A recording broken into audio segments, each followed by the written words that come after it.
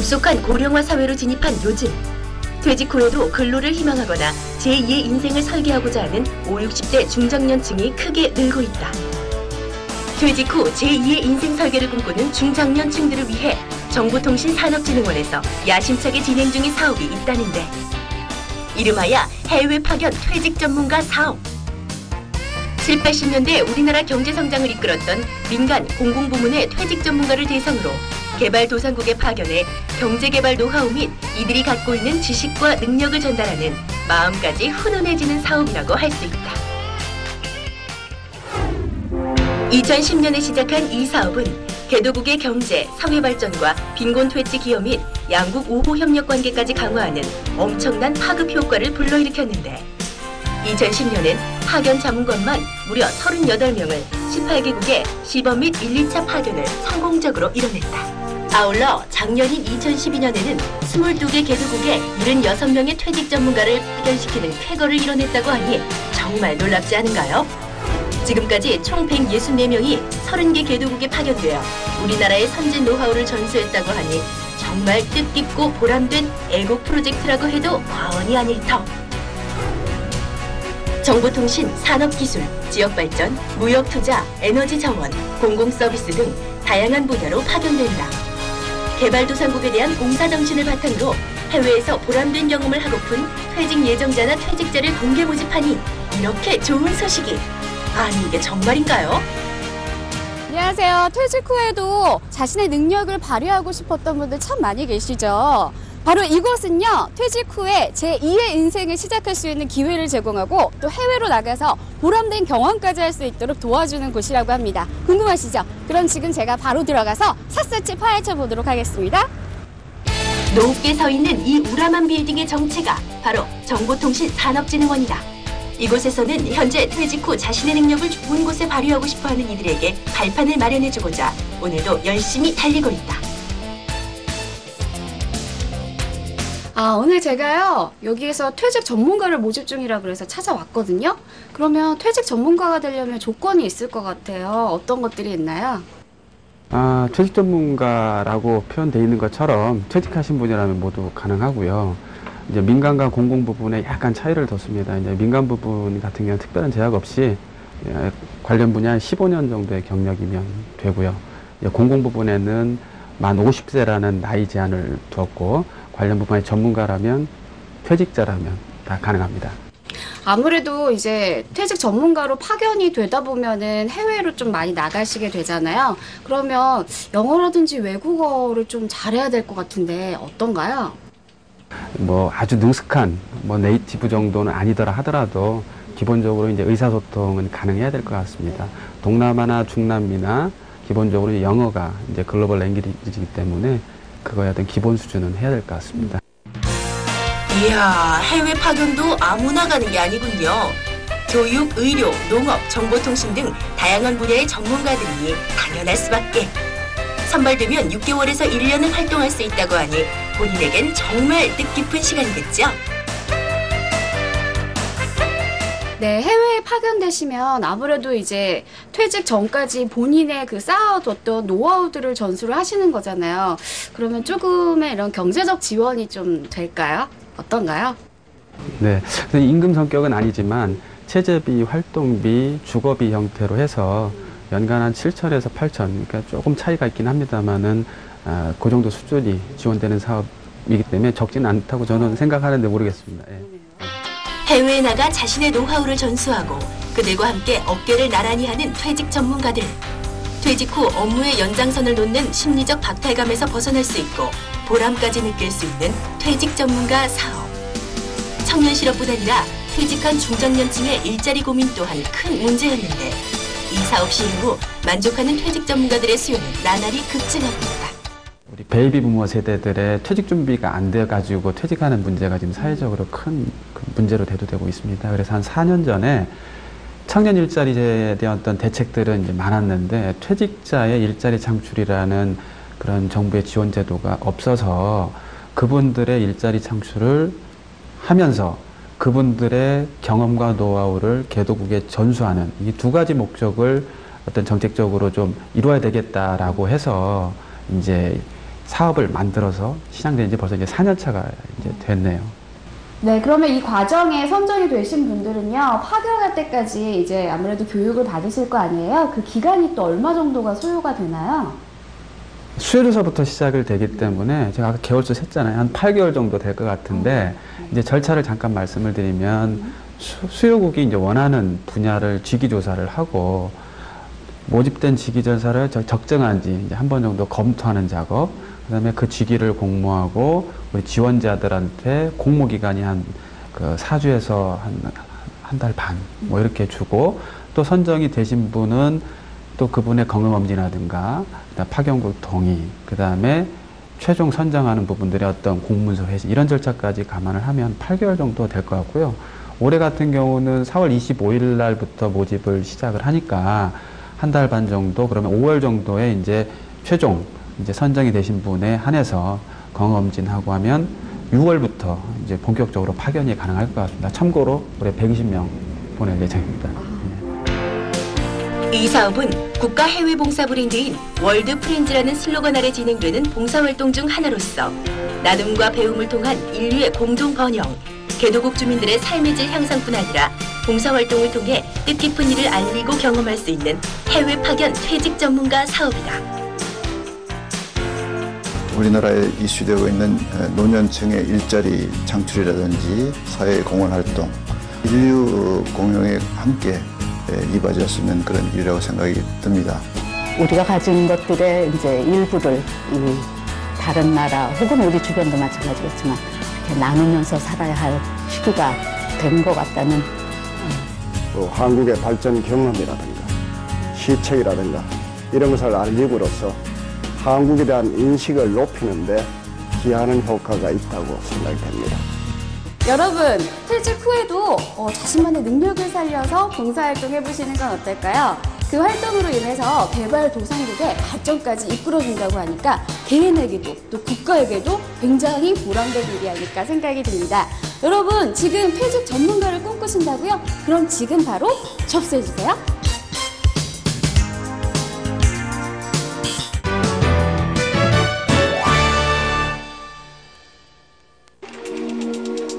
세계적인 장수국가 이탈리아, 일본, 그리스. 이 나라들의 공통점은 바로 해산물을 즐겨 먹는다는 것.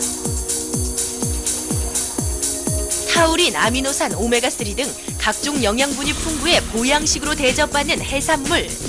하지만 그 신선도에 따라 맛과 영양이 좌우되다 보니 바닷가에 나가서야 제대로 된 해산물을 즐길 수 있었는데, 그런데 여기 도심 한복판에 바다를 그대로 옮겨놓은 곳이 있다는 따끈따끈한 제보가 있어 얼른 달려가 봤다.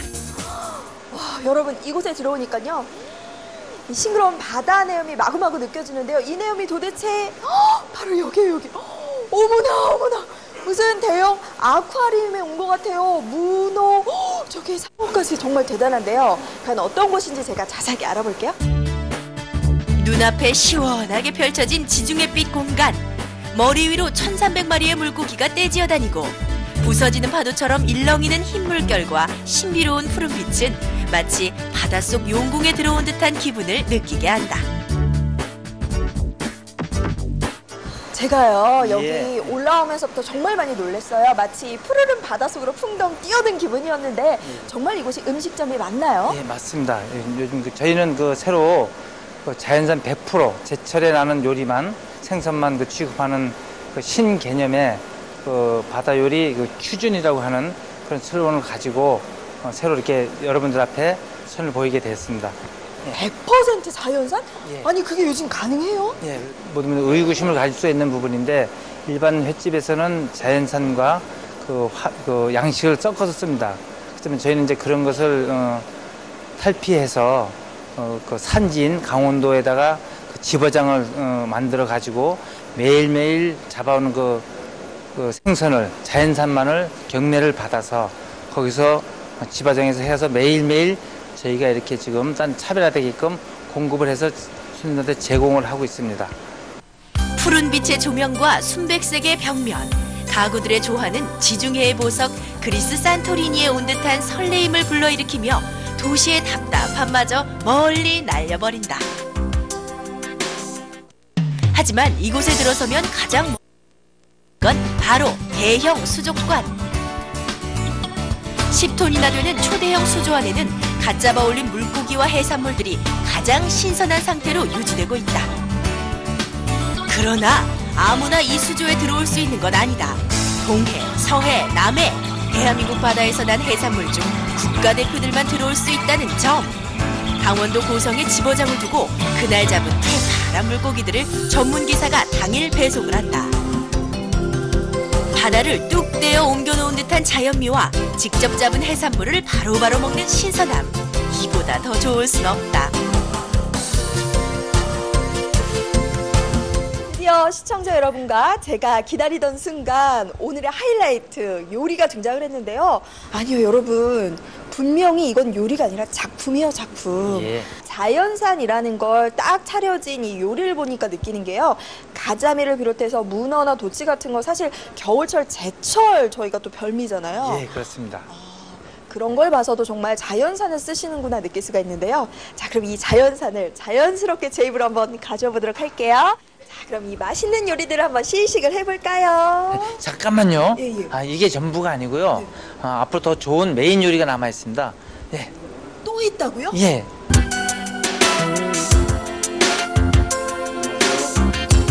어머나, 진짜로 조리실장님이 저희 식탁 앞까지 찾아오셨어요. 예, 그렇습니다. 예. 고객께서 손님이 고르신 생선을 직접 주방에서 손질해가지고 손님 보는 앞에서 그 양을 진실 그대로 손님한테 제공하기 위해서 이렇게 준비됐습니다. 주문하신 자연산 감성돔입니다. 최고급 재료를 최상의 상태에서 요리하기 때문에 맛있는 건 당연지사. 어떡해요. 이렇게 설렐 수가 없어요. 반가워요. 여러분, 돔은 죽지 않았어요. 제 입에서 다시 살아났다고요. 와, 진짜 식감이요. 쫄깃쫄깃하면서 계속 씹으면 씹을수록 바다 내음이 나는데요. 비린내가 아니라 그 향긋한 싱싱한 바다 내음이 그대로 있어요. 자연사랑 정말 다르네요. 특히 이곳은 작은 부분까지 명품 재료가 아니면 쓰지 않는다.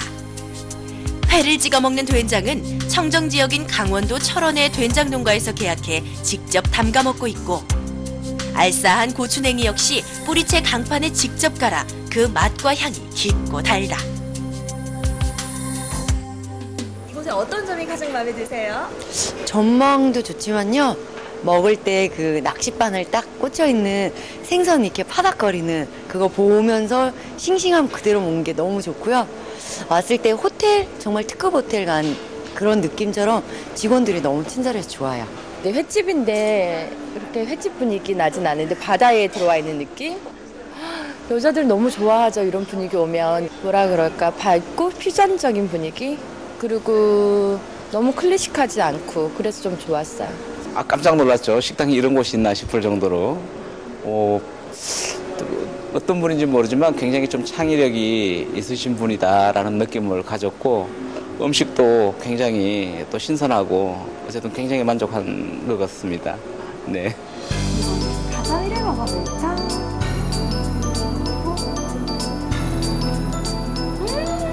역시 맛있어. 이것도 맛있고, 이것도 맛있고. 이건 뭐지? 여기요! 제가 먹다 보니까 모르는 게 있어서요. 이 접시에 담긴 이건 뭐예요? 일본식 장아찌입니다. 회를 바꿔 먹을 때 입가심할 때 그 참맛을 느끼기 위해서 먹는 겁니다. 지금 혹시 지배인님, 아니면 혹시 대표님이신가요? 대표도 아니고 지배인도 아니고요. 저는 그냥 홀 서빙하는 사람입니다. 근데 홀 서빙하시는 분이라 하기에 너무 품격이 있으신데요. 진짜 서빙하시는 거 맞으세요? 예, 그렇습니다. 예, 저를 비롯해서 홀에 근무하는 다른 직원들도 모두 각각의 분야에서 젊은 시절을 열심히 일하고 정년퇴임하고 이제는 제2의 인생을 이곳에서 도전하고 있는 중입니다. 그러고 보니 이곳에 유난히 중후한 분들이 많으신데, 이곳의 특이한 점 또 하나. 정년 퇴임을 하신 50대 이상 실버 인재들을 고용해 그분들의 노련함과 노하우를 10분 활용하고 있다. 제가 오늘 이곳에 와서 이 생선회를 즐기는 방법부터 분위기까지 새로운 문화를 만난 듯한 기분이 들거든요. 앞으로 이곳을 어떤 공간으로 만들고 싶으세요? 이곳은 이제 그 일식집을 쭉 다녀보면서 이 술문화, 접대 문화가 좀 잘못돼 있다.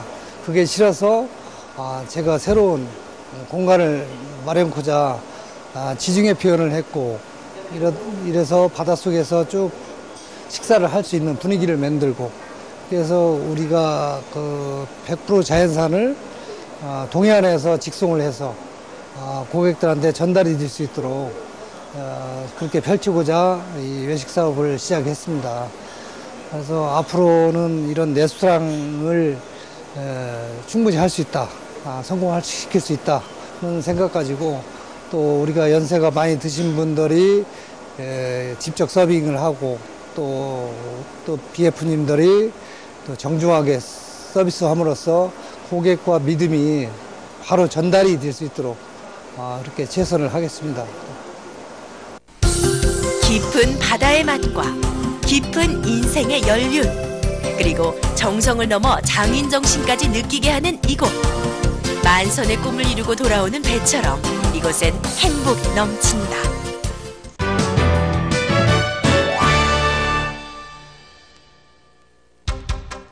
여러분 안녕하세요. 제가 있는 이곳이 어딘가 하니 바로 근로자분들에게는 친숙한 기관일 텐데요. 바로 근로복지공단입니다. 4월 1일은요. 고용산재보험료 자진 신고 및 납부 마감일이라고 하거든요. 그래서 근로복지공단은 과연 어떤 곳이고 그 납입한 보험료가요. 어떻게 또 어떤 곳에 사용되는지 궁금하실 것 같아서 제가 좀 자세히 알아보도록 하겠습니다. 여러분 함께 가실게요. 빨리 오세요. 이곳은 대한민국의 모든 근로자들, 즉 일하는 사람들을 위해 오늘도 열심히 박차를 가하고 있는 바로 근로복지공단이다. 이 기관에 대해 이름은 많이 들어봤지만 아직도 구체적으로 어떤 곳인지 알쏭달쏭한 사람들이 많을 텐데, 자, 여긴 어떤 곳인가요? 대한민국의 일하는 사람들, 근로자분들이라면 누구나 한 번쯤은 들어봤을 그 이름 근로복지공단. 네, 이름은 참 많이 들었는데요. 구체적으로 어떤 곳인지는 아마 알쏭달쏭 하실 거예요. 그래서 오늘 좀 자세히 알아보도록 하겠습니다. 아니, 국장님, 안녕하세요. 네, 근로복지공단이 어떤 곳인지 잘 알 수 있게끔 좀 간단하게 소개 좀 부탁드릴게요. 네. 근로자의 업무상 재해를 신속 공정하게 보상을 하고 근로자의 복지 증진에 기여를 하고자 1995년도에 설립된 공공기관입니다. 주요 업무로는 산재고용보험 가입 지원 서비스, 산재보상과 재활 서비스, 근로자 복지 서비스와 사회보험 가입 확대 서비스를 통해서 일하는 사람들의 삶의 질 향상에 노력하고 있습니다. 이 기관에서는 근로자들을 위해 다양한 사업을 수행 중이다. 산재보상 서비스, 근로자 복지 지원 서비스, 산재고용보험 가입 납부 서비스, 산재의료 서비스, 재활 지원 서비스. 아이고, 이게 대체 몇 개야? 수행하는 서비스가 참 많기도 하네요. 현재 근로복지공단에서 수행하고 있는 서비스가 굉장히 다양하다고 하거든요. 그 서비스의 특징들을 좀 알고 싶은데 어떤 것들이 있을까요? 예.